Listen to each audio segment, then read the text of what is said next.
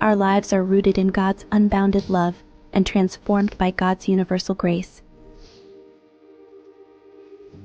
The Christian journey entails the restoration of God's image in our lives and growth into deeper levels of love for God and neighbor.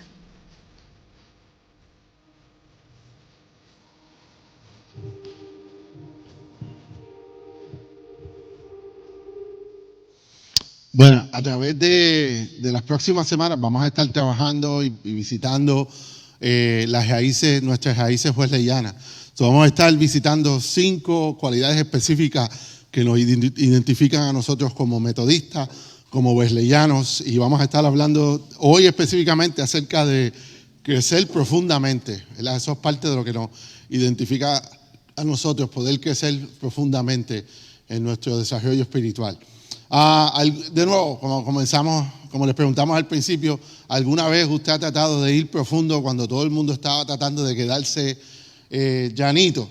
¿Verdad? O alguna vez usted tratando de hacer las cosas bien cuando el resto del grupo estaba quizás no tratando de hacer lo mismo. Bueno, yo me crié con un sentido bien profundo de llamado al ministerio, ¿verdad?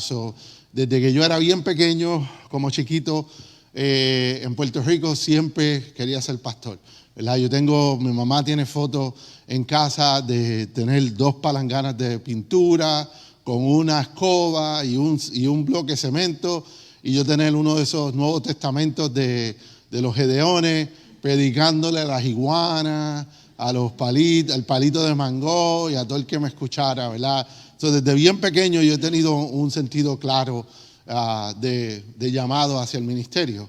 Ahora, me gradué de la escuela superior con buenas notas y tenía buenas notas en los exámenes que tomé, ¿verdad? Yo era un nerdo, ¿verdad? Por decirlo, un estofón en cierta manera. Yo apliqué a la Universidad de Puerto Rico y yo quise entrar a lo más difícil que pudiera encontrar, ¿verdad? Yo apliqué a Premédica en la Universidad de Puerto Rico, a pesar de que no tenía ninguna intención, o no una intención clara, un plan definido de convertirme en un doctor, pero era lo más difícil, quise hacerlo así. Y yo decía, bueno, voy a estudiar medicina y voy a ir al Instituto Bíblico en los sábados, ¿verdad? En cuanto a la medicina, la primera vez que tomé una clase de química, el Señor habló a mi corazón y me dijo, tú no vas a estudiar química, ¿verdad? Me lo hizo bien claro desde el principio. Sabía que eso no es lo que necesariamente iba a hacer.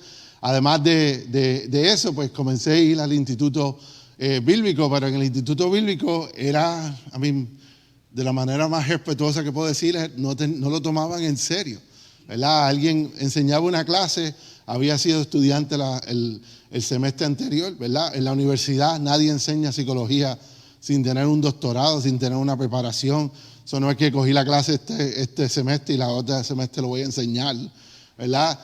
Pero así hacían en el Instituto Bíblico, y los libros que estudiábamos eran del 40, del 50, del 60, de los 60.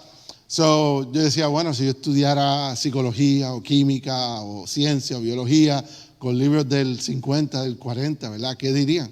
Yo no vi un enfoque serio en cuanto a mi desarrollo como pastor, y yo pues quería ser pastor y quería estar preparado, ¿verdad? Yo decía, si fuera a ser dentista, pues estudiaría lo más que pudiera de ser dentista. Si fuera lo que fuera, pues quiero estudiar lo mejor que pueda. Por esa razón, con mi frustración, con Dios hablarme de que no iba a usar la química y el Instituto Bíblico no ser lo que iba a ser mi enfoque, yo decidí aplicar a Evangel University, ¿verdad? Porque había un pastor que tenía una revista en su oficina, y en la oficina tenía, por primera vez en mi vida, yo vi que decía Universidad y Biblia juntos. Yo vi que uno podía estudiar la Biblia en una universidad, que podía tener estudios serios acerca. 30 días después de que yo vi esa revista por primera vez, yo había sido aceptado en Evangel University en Springfield, Missouri. Y Springfield, Missouri, porque ese era el centro de las Asambleas de Dios, ¿verdad?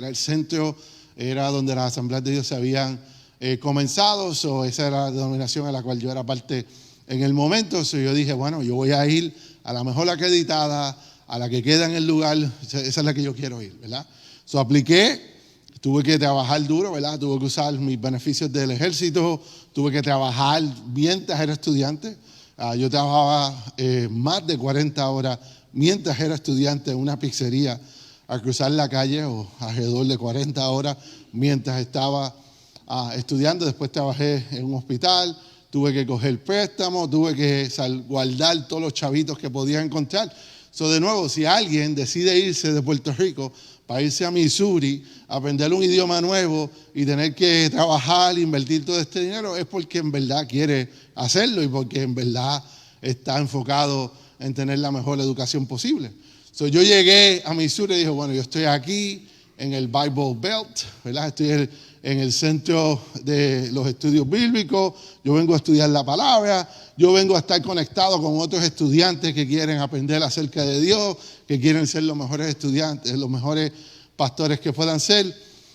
Pero cuando llegué a la universidad y comencé a interaccionar con los estudiantes, lo que yo encontré era un número de estudiantes que estaban obligados a ir a esta universidad, que los papás le habían dicho, si vas para la universidad vas a ir a la de Evangel, ¿verdad? Porque nosotros somos de las Asambleas de Dios y vas a ir allí, porque tenían una idea de que si van a una universidad cristiana, pues no se van a juntar con la chusma de la universidad del Estado, ¿verdad? Y que se le peguen los curis o algo así por el estilo. So, esa es la idea y esa es la mentalidad que ellos tenían en ese momento. So, muchos de sus estudiantes, cuando los papás se fueron, ¿verdad? Porque los papás los dejaban ir y se iban.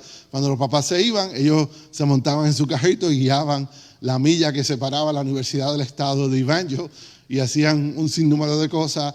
Estudiantes íbamos a capilla y literalmente en la capilla los estudiantes se dormían durante la capilla. Habían estudiantes que estaban en el segundo piso que mantenían listas de quién estaba durmiendo y quién estaba despierto y quién estaba presente. Tú tenías una silla la cual estaba asignada a ti. Entonces tú podías faltar hasta 18 veces. Pero yo iba todos los días porque yo estaba enfocado en ir, ¿verdad? Todos los días había capilla. Había gente pidiéndome que bueno, tú tienes muchas faltas, o siéntate en mi silla y yo te doy 5 pesos, ¿verdad? Encontré un lugar completamente diferente a lo que yo esperaba y gente que en verdad muchos, no todos, ¿verdad? Porque no todos eran así, pero muchos de ellos le podía importar menos quién era Dios o qué estaba pasando. Lo que estaban pendientes eran la fiesta, el party y diferentes cosas. ¿Por qué compartir eso con ustedes en este día? Bueno, la reformación de la iglesia, ¿verdad? Que toma lugar en los 1500, comienza en los 1400, 1500, en Europa, ¿verdad? Si usted se acuerda, cuando estudió historia del mundo y demás, pues está la reformación de la iglesia que toma lugar durante ese tiempo. Comienza con gente como Wycliffe y que comienzan a traducir la Biblia y hacerla disponible en el idioma que la gente podía leer, e imprimieron la Biblia y mucho de la reformación tenía que ver con el acceso de la Biblia a la gente. ¿Por qué? Porque antes de eso, pues yo decidía, ¿verdad? El pastor o el clérigo muchas veces era el único que podía leer en la comunidad, ¿verdad? Y fue el que fue y estudió. El clérigo le decía a la gente lo que ellos deberían de saber. Ustedes no pueden leer, yo les digo a ustedes lo que tienen que creer. Era una relación completamente diferente. Es durante la reformación que la Biblia se traduce al alemán, al inglés, al italiano, eventualmente al español en España, y se hace disponible para que la gente pueda leer, para que lo puedan interaccionar con ella. Esa idea, hoy día en su celular usted tiene miles de versiones de la Biblia disponibles para usted, ¿verdad? Eso no existía, ¿verdad? Usted puede leerla en el idioma que usted quiera, usted puede ponerla cientos de versiones en inglés. Eso no era la realidad en ese momento, ¿verdad? La Biblia solamente podían leerlo bien pocas personas. Durante ese tiempo, ¿verdad? La Iglesia Católica tiene control, ¿verdad? Y la reformación es la Iglesia Católica pierde su control, ¿verdad? Y se levanta la Iglesia Protestante. Pero en Inglaterra, específicamente, en el 1531, la reformación llegó no porque la gente quería leer la Biblia o porque había un movimiento de gente tratando de que la Biblia estuviera disponible en otros idiomas, aunque había gente tratando, no es que no había nadie, había gente tratando, pero la reformación llega a Inglaterra en el 1531 porque este señor que está aquí, No, el señor Henry VIII, o Henry el octavo, o Enrique en español, Enrique VIII, rey de Inglaterra, quería casarse de nuevo. ¿Verdad? Él se había divorciado y quería casarse de nuevo. Él quería divorciarse y casarse. So, la iglesia católica en ese momento le dice, no puedes hacer eso. No puedes casarte. Y él dice, yo me quiero casar de nuevo, yo me quiero divorciar, yo me quiero casar. Y la iglesia le dice que no. Y ahora, entienda, esto era bien importante, ¿verdad? Porque el rey recibía su reconocimiento por la gente a través de la iglesia. So, la iglesia le rascaba la espalda al rey y el rey le rascaba la espalda a la iglesia, ¿verdad? La iglesia apoyaba al rey y el rey apoyaba a la iglesia. So, el rey necesitaba que la iglesia dijera, tú eres bueno, ¿verdad? O tú eres digno. Inclusive, si usted ha visto The Crown en Netflix, o The King, o alguna de estas películas, pues muchas veces está la coronación que en Inglaterra toma lugar en Westminster Abbey, ¿verdad? Donde desde miles de años llevan coronando a los reyes en este edificio, en esta iglesia, donde el obispo le pone el aceite, o el arzobispo le pone el aceite y lo reconoce como rey. Si la iglesia no lo reconoce como rey, no puede ser rey. Si el rey no apoya a la iglesia institucional, en ese caso, pues la iglesia no puede funcionar, en ese caso, ¿verdad? So, Henry VIII decide, yo me quiero casar de nuevo. Si no, ustedes no quieren ayudarme, estamos en medio de la reformación, no te preocupes, yo voy a arreglar esto. So, un día él dice, ok, todas las iglesias católicas ya no son católicas. Si están en Inglaterra, ya no son católicas. De este día en adelante, ustedes son anglicanas. Y yo soy la cabeza de la iglesia, no es el Papa. So, Henry VIII decide que él va a tomar control de la iglesia. Y la iglesia en Inglaterra, los que no querían se tuvieron que ir y los que se quedaron se convirtieron en clérigos de la iglesia de Inglaterra, ¿verdad? Y de ahí sale la iglesia anglicana. Y él se casa 6 veces. Se divorcia y se casa y se vuelve a casar. Se casa 6 veces diferentes. Inclusive hay una obra de teatro de las 6 esposas de Henry VIII que Isabela sabe de lo que estoy hablando. Anyway, hay un show de Broadway que tiene las 6 esposas de Henry VIII.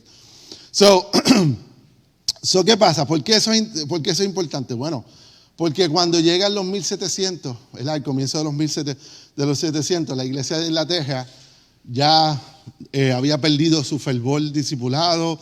La iglesia anglicana no está, el crecer espiritualmente no era parte de la realidad. Las iglesias estaban vacías, pero eran pagadas por el gobierno, y el gobierno, ¿verdad?, cuidaba de la iglesia y la iglesia cuidaba del gobierno, y el gobierno y la iglesia en verdad eran una sola institución, ¿verdad?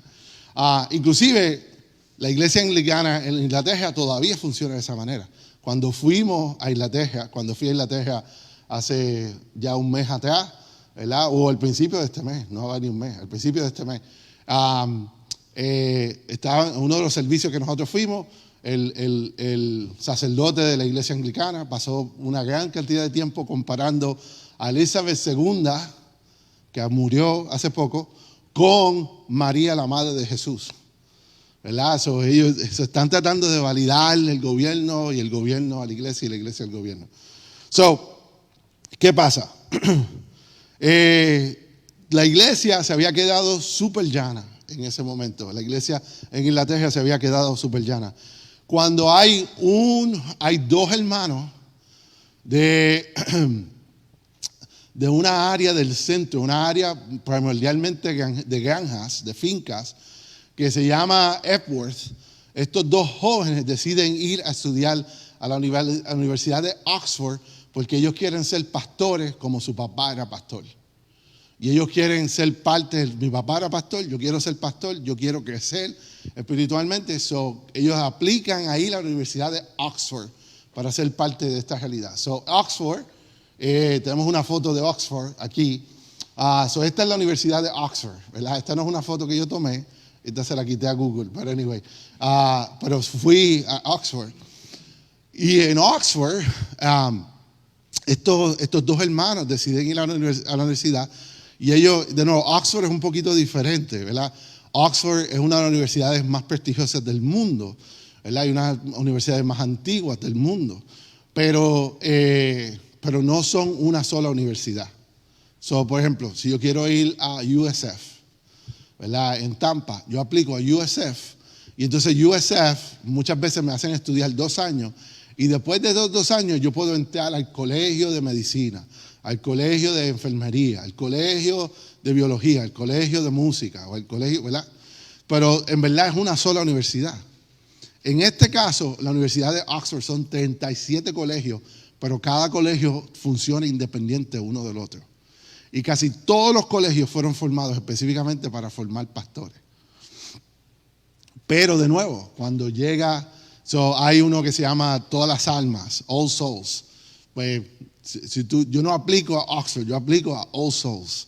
Y hay uno que se llama Iglesia de Cristo, o Christ Church, ¿verdad? Pero ese es el nombre del colegio, no es una iglesia, es un colegio dentro de Oxford. Pero entonces uno no aplica a Oxford, uno aplica a Christ Church. Estos 2 jóvenes aplicaron específicamente a Christ Church y de nuevo venían de una familia pobre, con pocos recursos, porque su papá había sido manejado sus finanzas sumamente mal y inclusive había estado en la cárcel por no pagar deudas. Estos 2 hermanos habían pasado tiempos, muchas noches sin comer, porque no había comida que comer, porque no había suficiente por las decisiones que su papá había tomado. Pero reciben una beca y van a estudiar a Oxford con esperanza de poder estudiar, de poder echar para adelante, de poder crecer espiritualmente, de poder ir a estudiar al mejor lugar que ellos pudieran estudiar. ¿Y qué encontraron? Estudiantes durmiendo en la capilla, estudiantes que en verdad no querían estar ahí, que los papás los pusieron ahí porque tenían los chavos para mandarlos a Oxford, estudiantes que no les importaba lo más mínimo lo que significaba estudiar o estudiar la palabra o hacer, inclusive estudiantes que le iban a dar posiciones en la iglesia y darle dinero, no importa lo que pasara, ¿verdad? Ellos deciden, en medio de todo esto, ¿verdad? No nos vamos a regresar, estamos aquí en Oxford, vamos a comenzar a reunirnos toda la semana y vamos a estudiar la palabra juntos. Ellos toman una decisión, bueno, vamos a estudiar las palabras los lunes, los miércoles nos vamos a reunir y vamos a orar. Ellos deciden un esquema o un itinerario el cual van a seguir, donde van a estudiar la palabra, donde van a estudiar y tratando de aprender lo que significa la palabra y van a ayudarse a orar, a tener devoción, a tener tiempo de oración y ellos se comprometen, este grupo o este club, incluyendo a estos 2 hermanos, a estudiar la palabra juntos y a que ellos realmente puedan profundizar en su caminar espiritual, no importa lo que el sistema alrededor de ellos estuviera haciendo. De esto, y de nuevo, entienda, cuando digo un grupo pequeño, estoy hablando de 5 o 6 personas. George Whitefield, estos 2 hermanos que John y Charles Wesley y algunos otros más se reunieron y se reunían varias veces a la semana a estudiar, a tener devoción, a tener un grupo pequeño, a orar unos por los otros, en varias veces como estudiantes, ¿verdad? No tenían familia, podían dedicarse a esto específicamente. Ellos comienzan a hacer eso, ¿verdad? Comienzan a dedicarse a hacer eso. Inclusive comenzaron a visitar las cárceles, comenzaron a darle de comer, a levantar fondos para darle de comer a los que necesitaban. Visitaban la cárcel, hacían estudios bíblicos en la cárcel. Habían 2 cárceles cercanas a Oxford y ellos iban y pasaban tiempo sirviendo a la comunidad en cada uno de ellos. De nuevo, es simplemente 5 o 6 personas que deciden, nos vamos a reunir y vamos a orar unos por los otros y vamos a estudiar la palabra juntos. De esas 5 o 6 personas, ¿verdad? De esos 5 o 6 estudiantes que se reunieron allí, salen el movimiento pentecostal, el movimiento de santidad, el movimiento metodista y el movimiento wesleyano. Todos salen de este grupo de muchachos que decidieron, vamos a estudiar la palabra juntos, vamos a orar juntos y vamos a pasar. ¿Por qué? Porque después de ellos se comprometen a este proceso metódico, a estos hábitos de estudio metódicos y devoción, y eso los llevaron a que los demás los llamaran a ellos los metodistas, como un insulto. So, ellos los ven, ¿verdad? Ustedes tienen un método, están ahí leyendo. El lunes tengo que estudiar, el martes voy a leer la palabra, el miércoles vamos a orar. Ustedes son los metodistas, ¿verdad? Y eso era un insulto, ¿verdad? Inclusive los jóvenes hoy día, ¿verdad? Hay una expresión que se llama try hard. Cuando tú estás tratando de tratar duro, si tú estás tratando de cantar como tienes que cantar, o jugar como, ¿verdad? Tienes que hacer boxeo para coger el rebote, o estudiar para tu clase, pues los otros te dicen, tú eres un try hard, ¿verdad? Tú tratas muy duro, tú eres un try hard, ¿verdad? ¿Por qué? Porque cuando alguien está tratando de hacer las cosas bien, pues te hace a ti, tú te sientes que te ver mal, ¿verdad? So, ellos están relajándolos a ellos. So, si esto hubiera pasado, si try hard hubiera sido la palabra, en el 1500, pues nosotros, en el 1700, pues quizás nosotros seríamos la iglesia unida de los tryhards. Pero como era en ese momento, nosotros nos convertimos en la iglesia metodista. La iglesia metodista literalmente viene de un insulto al proceso al cual estos 5 o 6 muchachos se dedican a seguir en su estudio y búsqueda de la palabra. So este deseo de crecer profundamente en la palabra, de crecer en mi caminar espiritual, es algo que es parte de nuestro DNA, ¿verdad? Es parte de lo esencial de lo que significa ser metodista, porque literalmente ese método fue lo que primero nos identificó a nosotros como denominación, ¿verdad? So, uno de los libros que este grupo leía constantemente era el libro de Efesios, de verdad, el cual yo espero que sea familiar para algunos de ustedes, porque nosotros pasamos gran parte del verano dedicada al libro de Éfeso, ¿verdad? Pero específicamente hay un verso de la Biblia, el cual ellos leían en varias ocasiones, el cual quiero compartir con ustedes, que nos enseña este deseo de crecer profundamente en nuestro caminar cristiano. So, Efesios capítulo 3, versículos 14 al 19. Efesios capítulo 3, versículos 14 al 19. Dicen así: por esta razón me arrodillo delante del Padre, de quien recibe nombre toda familia en el cielo y en la tierra. ¿Verdad? Me llama mucho la atención esta expresión, porque lo que está diciendo es, quizás tú eres de Perú, yo soy de Ecuador, tú eres de África, yo soy de Europa, pero no importa dónde nosotros vengamos, nosotros nos convertimos en una familia a través de nuestro Padre Celestial, ¿verdad? So, Pablo, cuando le está escribiendo a los Efesios, ¿verdad? Y de nuevo, Pablo es miles de años atrás, 2000 años atrás, ellos están, John y Charles están estudiando las palabras de Pablo, ¿verdad? So, Pablo está pensando en una familia que es diversa, que es grande, que cubre la tierra completa en ese momento. Verso 16 le dice: le pido por medio del Espíritu y con el poder que procede de su gloriosa riqueza, los fortalezca a ustedes en lo íntimo de su ser. Y para mí esto es importante nosotros tener en mente. ¿Por qué? Bueno, porque la tendencia que nosotros tenemos es pensar que nuestro caminar cristiano y nuestra habilidad de ser profundo en nuestro caminar cristiano viene de nuestra propia fuerza, de cuán profundo yo puedo hacer, de cuánto yo mismo puedo hacer.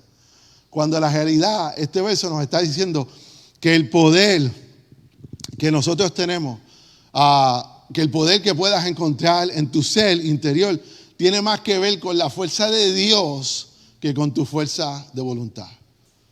So, nosotros tendemos a pensar que es yo, mi fuerza de voluntad. Especialmente cuando tú te encuentras en una situación, cuando todo el mundo se queda llano y tú quieres ir profundo, pues yo quiero ir con mi fuerza de voluntad. No. Tu fuerza de voluntad te va a fallar en un momento dado. Porque tu fuerza de voluntad es humana, ¿verdad? Es parte de tu realidad. Nuestra habilidad de profundizar, ¿verdad? Nuestra habilidad de encontrar esta fuerza para seguir hacia adelante tiene más que ver con la fuerza de Dios dentro de nosotros que con nuestra propia fuerza y nuestro propio deseo. Verso 17 continúa y dice así, dice: para que por fe Cristo habite en sus corazones, y pido que arraigados y cimentados en amor, Y para mí eso es importante, ¿verdad? Esa idea que es por fe, ¿verdad? Y especialmente para los hermanos Wesley era sumamente importante, ¿verdad? ¿Por qué? Porque yo no estoy aquí porque Henry VIII dijo que yo podía estar aquí. Yo no estoy aquí porque un sacerdote o porque un rey dice, o porque un arzobispo dice o no importa, ¿verdad? Y algunos tenían buenas intenciones y otros no. Pero yo puedo tener una relación con Dios simplemente por la fe que tengo en Cristo. Porque yo he recibido gracia por fe.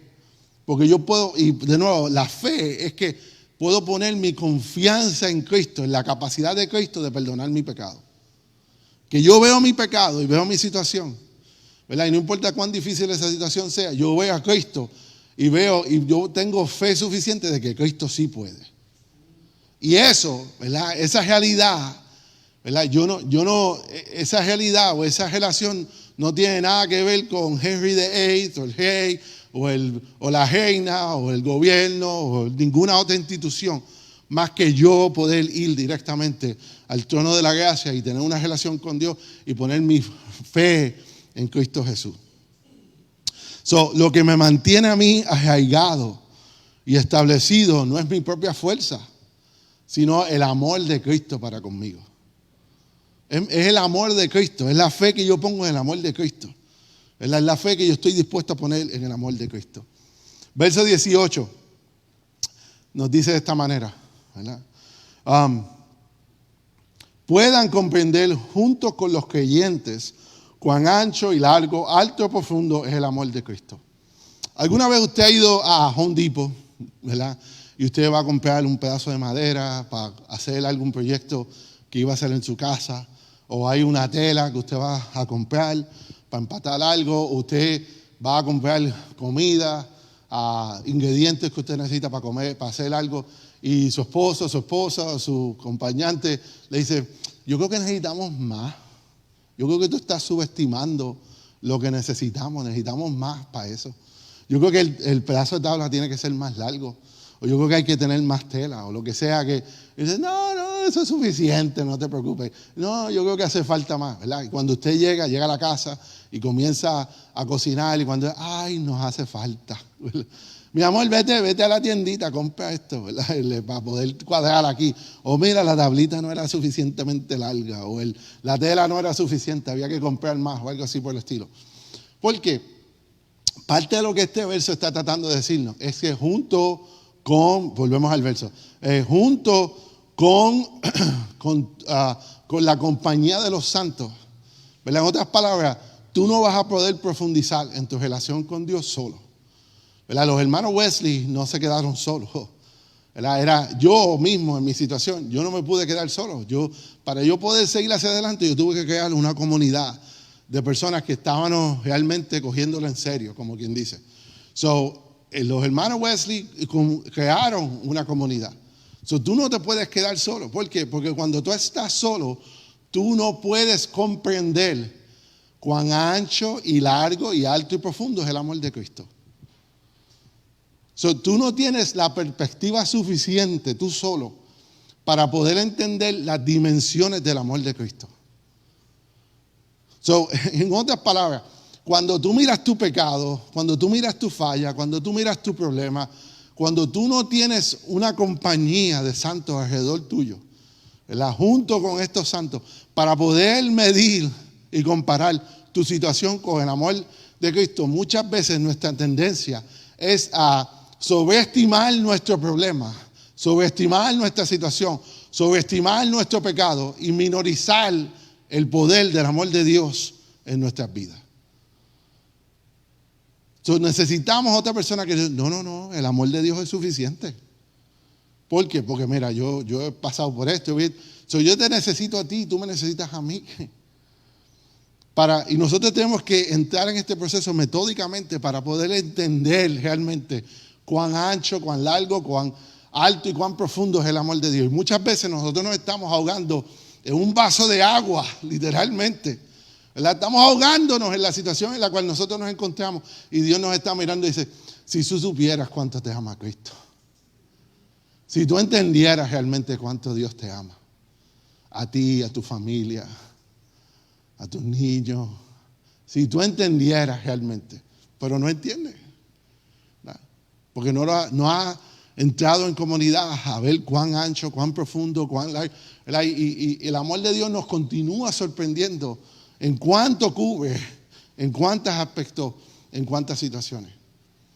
Y muchas veces, ¿verdad? Nos estamos ahogando en un vaso de agua y no nos damos de cuenta del amor que Cristo tiene para con nosotros.